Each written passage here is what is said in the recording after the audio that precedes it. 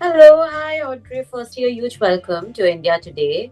Uh, I have to firstly begin with asking that because the title in itself, "Who's the Clown," really intrigues me. Mm. But I read the note and I realized that you mentioned that when you started writing the songs, you did not know that this would be your debut album as well. So, at what point did you think that okay, this is going to be my debut record? Well, it sort of ties into coming up with the title of the album. I had written a few songs before I wrote one of my songs that's on the album called Sex in the City. And uh, when I wrote that song, I sort of see that as the beginning of me knowing that I would make an entire project. And so the morning after I finished Sex in the City, I woke up very early in the morning and I had the cover visual in my head of me smiling at the camera and then a clown staring at me behind me. And then I thought a funny title to go with that visual would be Who's the Clown? So yeah, writing Sex in the City and knowing that it was an album all ties in together. Yeah, and what does that title really represent to you? Because it's been a process now, right? Like you started off with a vision, and I believe after writing all of this and putting all of it together, it kind of changes the meaning or what it holds. What does that title now holds meaning for you? Yeah, I mean, I every time I talk about the title, I sort of discover new meanings. But initially, I think the meaning behind it was really just that I think it's sort of clownish to assume that your life is so interesting that it's worth writing 12 songs about. Um, and then additionally, a lot of my life I've sort of felt like a clown, just in that I've always been an entertainer. I've always liked to make people laugh. I've felt clownish a lot of my life, so it felt like a good enough title to like sort of Yeah. describe every song. I think you're redefining the word clown as well because if you had told this to me that hey, I feel like a clown, there's always a negative connotation to it because I mean it feels like someone is mocking you, but you are kind of making it sound cool. So thank you for that because suddenly I'm like, okay, I don't mind being called a clown Yeah. more. Oh, thank you. Yeah, yeah. Okay, I'll totally take that. That makes me happy. But also, because you have collaborated with some really great names and you have written with Gracie for her sophomore album, right? And now stepping into your own voice, how does that feel different? Or did you learn something about yourself during that process? Yeah, definitely. I mean, I would not have, I don't know how soon I would have discovered that I like to write songs had I not written with Gracie, because that was my first time writing music, and to do it with one of my oldest, longest friends where I felt so comfortable and respected the entire time, it made me want to try doing it on my own. And then I just kept doing it and had a great time. And yeah, I'm like totally indebted to her for helping me discover that I like to write songs. Yeah, and how much time did it take for you to put together all of this? Because, I mean, writing is hard. I know that. Yes. And writing, especially about your own self, your journey, is more like it's harder, I feel, because you don't know where to stop because there's so much Yes. to tell. No, it's writing is so hard. I cannot express how long each of these songs took me to write. I would work from morning till night for weeks on one song. And what was the original question? Sorry. No, like just the entire process because I know, but I want to know which song took the longest time. I they all took a very long time, but yeah, there are like there's one song that I wrote sort of in a day, and then every other song took me weeks. But I remember specifically my songs Shooting Star and Silver Jubilee being the ones I worked on probably for the longest. Yeah, you also have this very rare quality of blending humor with music, which I think is very rare and very, very commendable. But tell Thank me, you. how do you manage to have that fine balance? Because again, humor is different for different people, and you're trying to blend that in not, I mean, in a song. I think that's crazy. Yeah, yeah. I mean, I think because I wrote all these songs by myself in order to keep myself tickled and interested in what I was doing, I would need to make myself laugh. And then I never really considered that my kind of humor might be different from others, but that is very true. I just felt like, okay, if I'm going to put my name on all of these songs and write every word of them, then they're just going to be what would make me excited to hear. So I'm glad that it's landing, and if it doesn't land, then that's a really good point. Not everyone has the same sense of humor. That is true. That is true. But also tell me, I mean, what has it what has this experience taught you about not doing? Because I think more than anything, we also learn what you do want to do next. Yeah. After this album, what is that one thing that you discovered and you were like, okay, I think next time I will never try this, or this is something that I've done but never want to touch upon again? I mean, it has less to do with writing and more to do with I vocally re-recorded the entire album. So I had 12 demos of vocals and songs, and then recut every single song on a different mic with a vocal engineer. And that was sort of the nail in the coffin of the hard work. I mean, I'm so grateful that I did it, and it was worth every kind of tear I shed while re-recording. But in the future, I would like to get the chance to, maybe cut a song on day one and then have that be the final vocal. Yeah, makes sense. But also tell me a bit about working with, Ricky Gourmet, because what was that experience like? I feel like every time you work with someone, it enriches you, it teaches you something more than what you already know. How was that experience like? He was like the reason that I kept going, because his opinion meant so much to me, and I would write all of these songs at home, and I knew that if I could bring myself to finish a song, then I would get the reward and the joy of showing him. And he became one of my best, greatest, most dear friends through the making of this. I had met him sort of doing sessions as a songwriter and always felt very drawn to him and thought he was very funny and cool. And so making the whole album with him, I sort of have coined him as like the first man in my adult life who I've loved more the more I've gotten to know, instead of the opposite, because I feel like that can happen. That can happen sometimes as a woman. I feel like you'll meet a guy and be like, he's so great, and then the more you get to know him, you're like, oh, he's actually not that great.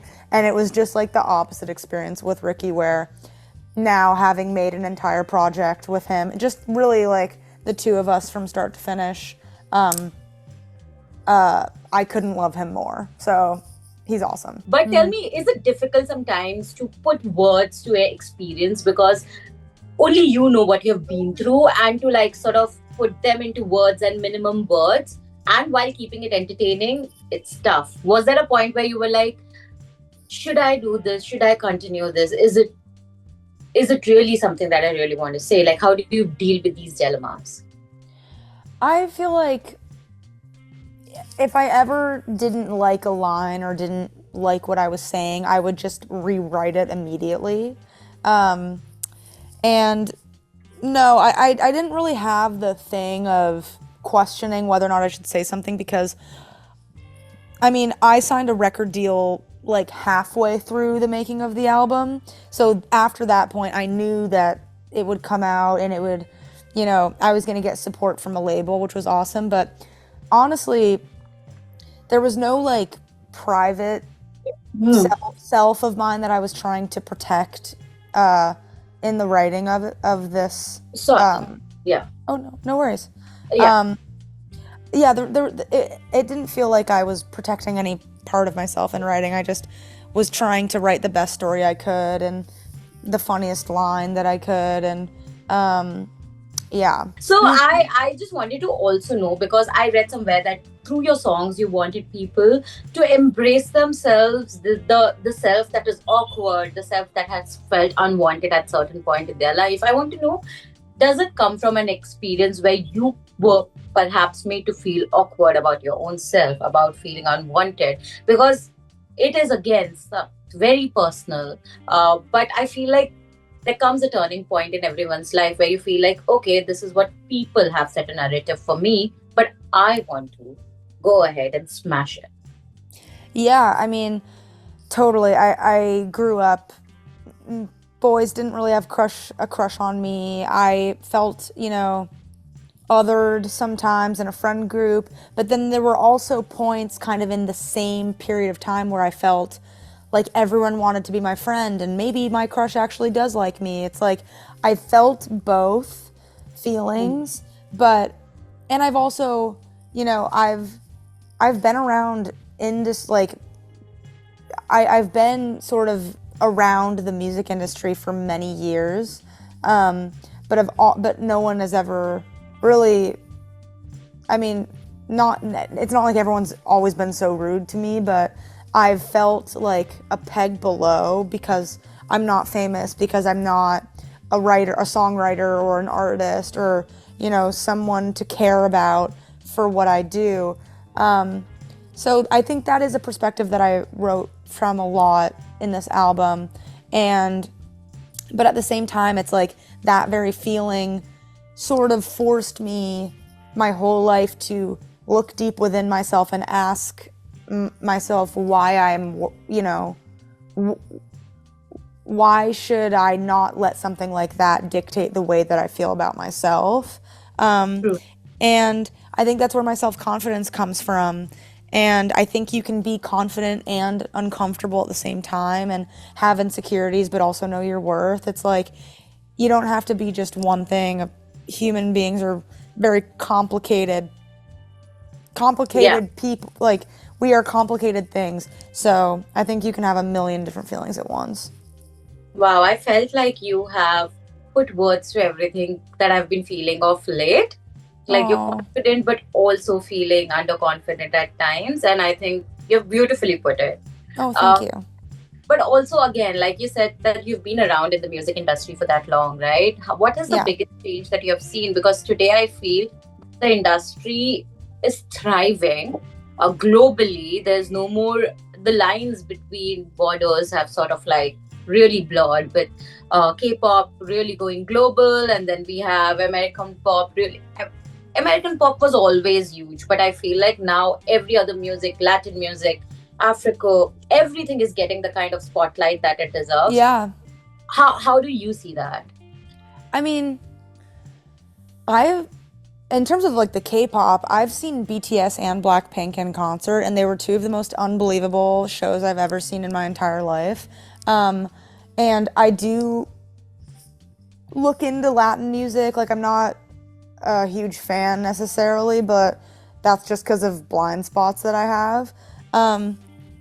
I think it's amazing. I think like the more great music that exists in the world, the better the world is. Yeah, And I truly believe that there is room for everybody. And if you have an artist, you as an artist have something to say, like, and this other artist has something to say, and people are really like, I really respect artists who kind of do a lot themselves. yeah. And so I'm less interested in like a machine of Hmm. a pop, star or group. I really like when I'm listening to a song and I feel like I'm understanding who the person is who's singing it. Yeah, that makes sense, and I understand where you're coming from because I think your music reflects that. It's your journey, right? Yeah. Is there someone you really want to collaborate with as well in the future? Because I feel collaborations bring two cultures together. It's the best thing to happen. Yeah, I mean, I can't think of anyone specific, but anytime anyone who I love and respect as an artist reaches out to me, I'm like the first person to say, definitely, let's do it. I love to collaborate. It's like the best part of this job, so I'm open. Okay, and what's in the bucket list for you next? Because I feel with your debut record now going live, it has gone live. I just want to know what next now, like because I think you know now exactly what you want to do. Yes, I'm gonna start putting together the live show, which I'm very excited to do. I've never done anything like that before in my entire life, and it was the same with, I had never made a debut album, I had never directed and starred in a music video, and now I've never put a show together, so it's just another first for me, and it's a very, very exciting, lucky, cool thing that I know people are going to show up and watch it. So it's not even like the pressure's on. It's just I'm very fortunate. And what after this, which other album? What is the next story that you really want to tell through your album? Like for a music video? Yes. There are 3 tracks that I would be specifically very excited to do a video for. I'm not sure which it's going to be yet, but my 3 are Sex and the City, Drive, and Shooting Star. So if I get to do a video for any of those 3 songs, I'm going to be really, really, really excited. I think there's no, if I get an opportunity, I think you've already carved your way yourself. So thank you. You should just go ahead and do it, Audrey. Okay, totally. But thank you so much for your time, and thank you. I hope to see you sometime in India as well. Have you heard anything from India ever? Like, how do you have what I've heard about musicians who go to India, it's like it completely changes their lives for the better. Like I have just heard actually specifically about India that it is like an incredibly impactful place for a musician to go. So I'm sure I'll get there hopefully next year. I'm not sure, but I can't wait to go when I get to go. Perfect. Looking forward to hosting you here. Thank you so much for your time and all the very best. Okay, thank you so much. I loved your questions. Nice to talk to you.